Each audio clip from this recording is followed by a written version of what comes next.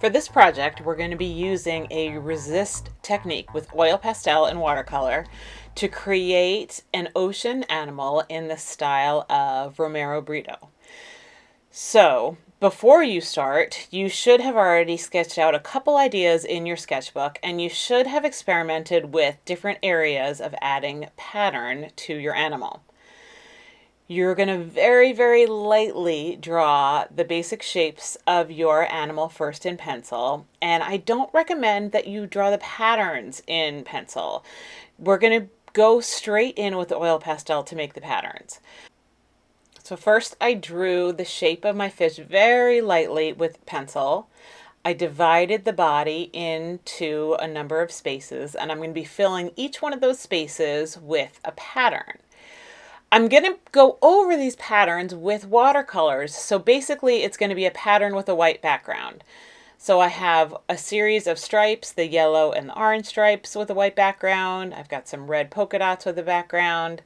I used my initials to make a pattern too, which you may notice in some of Britto's paintings. He uses his last name as a way to make patterns. So I just used my initials in there.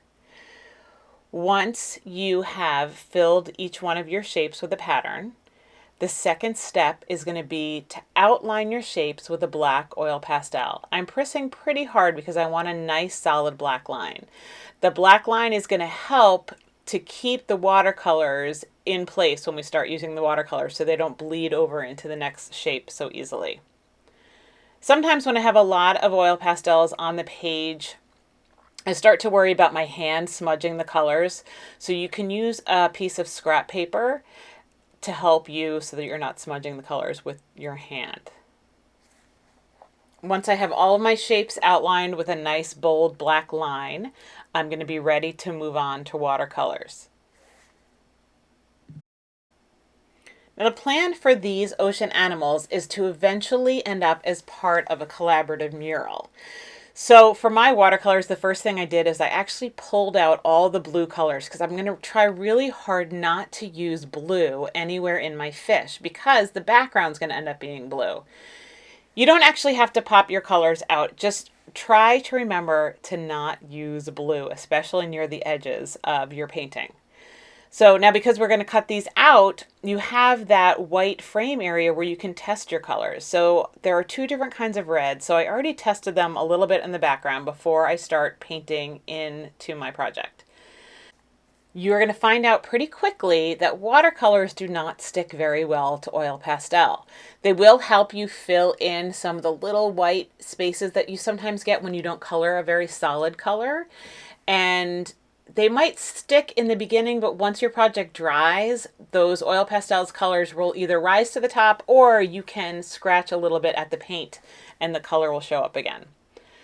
So very carefully, you're going to do one area at a time. I'm going to try not to let the red from that center stripe bleed over into the other area. I'm going to remember to rinse my brush in between each of my colors. I'm going to remember not to scoop the watercolors. Remember, watercolors are meant to be used with water. You pet them like a puppy. You don't scoop them like you might do with liquid tempera. If you make a mistake like I just did, you can use a paper towel to dab some of the watercolor off, especially if you want to see some more of that oil pastel underneath. And there is one more technique that I want to share with you, and it's called a variegated wash. A lot of times with Britto's colors, he would use very flat and bold colors, but we're using watercolor, so you might as well embrace one of the things that watercolors does well, and that is bleeding one color into another. So for the fish's face, I decided I didn't really want a pattern. I wanted it to be mostly solid, and I painted half of it orange.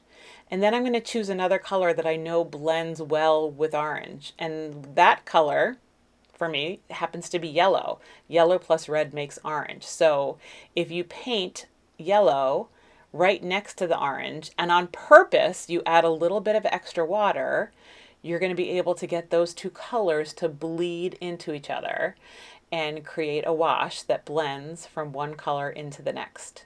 So this always works really well if you use two colors that are next to each other on the rainbow.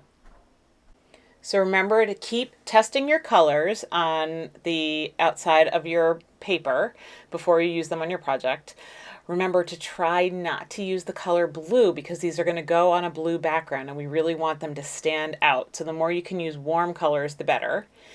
And when you're finished with your animal, there shouldn't be any white paper left inside the animal. We're going to cut them out with scissors, so there can be white in the background and maybe around the eye, but all of those patterns should be filled in with color.